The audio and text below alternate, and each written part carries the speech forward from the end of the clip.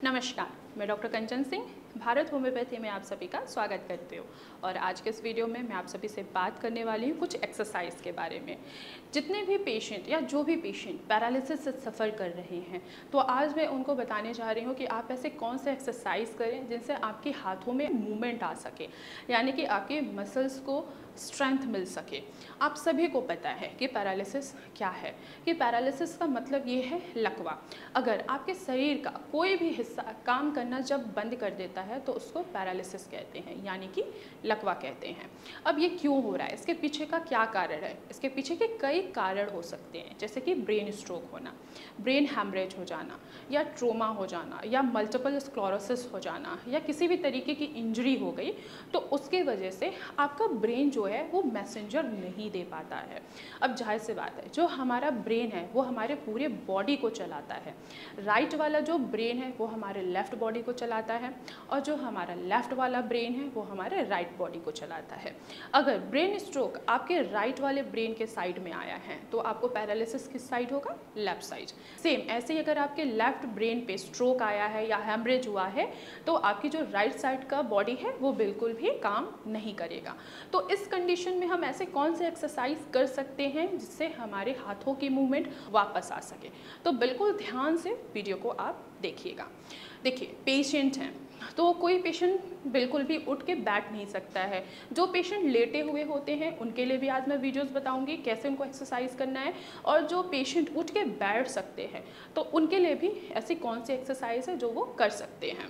जैसे कि जो पेशेंट आराम से अपने बेड पे बैठ सकते हैं या अपने सोफे पे या अपनी चेयर पे बैठ सकते हैं, तो उनको कुछ नहीं करना है, नॉर्मल बिल्कुल सीधा बैठना है और अपने हाथों को, जैसे कि मान लीजिए आपका जो राइट हैंड है वो पैरालाइज हुआ है, तो आपको अपने लेफ्ट हैंड से अपने हाथों को सपोर्ट देना है। आपको बिल्कुल ऐसे हाथ को धीरे धीरे ऐसे उठाना है, नीचे करना है, देन फिर से उठाना है, देन आपको नीचे करना है। ऐसे आपको एटलीस्ट 5 to 6 सेट करना ही करना है। अभी आपको सिर्फ यहाँ तक ही हाथ उठाना है, पूरा ऊपर लेके नहीं जाना है। क्यों? क्योंकि आपकी राइट साइड पैरालाइज हुई है। अगर आप पूरा ऊपर हाथ उठाते हैं तो इससे क्या होगा, आपको यहाँ पे मसल्स में स्पाज्म आ सकता है, आपको पेन हो सकता है। इसलिए आपको अभी थोड़ा थोड़ा करके ही आपको एक्सरसाइज करनी है जिससे आपके हाथों में मूवमेंट आना स्टार्ट हो। लेकिन आपको एक बात का ध्यान रखना है कि आपका हाथ जो है वो बिल्कुल सीधा होना चाहिए, ऐसे नहीं होना चाहिए। अगर आप ऐसे करके एक्सरसाइज करेंगे तो आपके ब्रेन को क्या मिल रहा है? सिग्नल मिल रहा है, उसको मैसेंजर मिल रहा है। आपका ब्रेन जो है वो पुरानी चीज़ों को भूल चुका है। आप जैसे सीधे चलते थे, अपना सीधा हाथ उठाते थे, लेकिन वो चीज़ें वो भूल चुका है। क्यों? क्योंकि आपको ब्रेन स्ट्रोक या ब्रेन हैमरेज या किसी भी ट्रोमा की वजह से आपकी बॉडी पैरालाइज हुई है। तो आपको अपने ब्रेन के जो न्यूरॉन्स हैं उनको याद दिलाना है एक्सरसाइज करके। तो आपको गलत एक्सरसाइज बिल्कुल नहीं करनी है। आपको अपने हाथ को सीधे बस ऐसे उठाना है, देन नीचे लाना है। अगर आप ऐसे करके एक्सरसाइज करते हैं तो आपका हैंड क्या होगा? ऐसे ही रहेगा, वो कभी भी सीधा नहीं हो सकता है।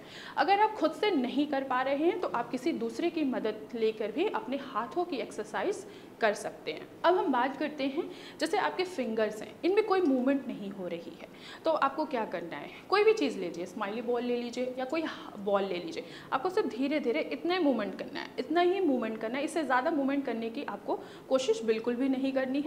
अगर आप इससे ज़्यादा मूवमेंट करते हैं तो क्या होगा? आपको पेन महसूस होगी, आपको तकलीफ होगा।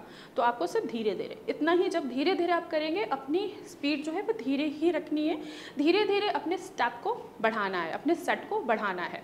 अगर फिंगर्स में, जैसे ये हमारा स्मॉल जॉइंट है, इनमें बिल्कुल मूवमेंट नहीं हो रही है, आपको अपने फिंगर्स के ऐसे, जैसे मैं आपको करके दिखा रही हूँ, सेम ऐसे ही करना है। वो भी 10 सेट करने हैं और दिन भर में 2 से 3 बार करते ही रहना है। क्यों? क्योंकि अगर आप सुबह अपने एक्सरसाइज कर लिया एक बार तो उससे क्या होगा? आपके ब्रेन को कोई मैसेज नहीं मिलेगा। अगर आप बार बार रिपीट करते रहोगे तो आपको ब्रेन को मैसेज भी मिलेगा।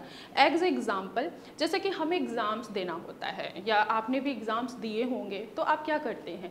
एक बार तो पढ़ के इन चीज़ों को याद नहीं कर पाते हैं, आप रिपीट क्या करते हैं? उनको पढ़ते रहते हो। इससे क्या होता है? आपको याद हो जाता है, आपके ब्रेन में मैसेज पहुँच जाता है, फिर आप पेपर देने जाते हैं, आपका पेपर बहुत अच्छा होता है। सेम ऐसे ही आपको एक्सरसाइज भी रिपीट करते रहना है। अगर आप दिन में सिर्फ एक ही बार एक्सरसाइज करेंगे तो आपको बिल्कुल भी इम्प्रूवमेंट नहीं आएगा। तो आपको दिन भर में एटलीस्ट 3 to 4 टाइम्स आपको एक्सरसाइज करते रहना है। अब हम बात करते हैं रिस्ट जॉइंट की मूवमेंट के बारे में। जाहिर सी बात है, बहुत सारे पैरालिसिस के पेशेंट होते हैं, उनके रिस्ट बिल्कुल ऐसे हो जाती है, बिल्कुल लटक जाती है, उनमें कोई मूवमेंट नहीं रहता है। तो आपको इसकी मूवमेंट देने के लिए, इसमें स्ट्रेंथ लेने के लिए आपको एक छोटा सा पानी का बॉटल लेना है, उसमें थोड़ा सा पानी रखना है। देन आपको क्या करना है, अपने बॉटल को ऐसे हाथ में पकड़ के सिर्फ यहाँ पे अपना सपोर्ट दे दीजिए अपने लेफ्ट हैंड से। देन ऐसे धीरे धीरे, सेम ऐसे जैसे मैं कर रही हूँ, धीरे धीरे। तो यहाँ से क्या होगा, एक तो यहाँ पे मसल्स को स्ट्रेंथ मिलेगा और ब्रेन को मैसेंजर मिलेगा।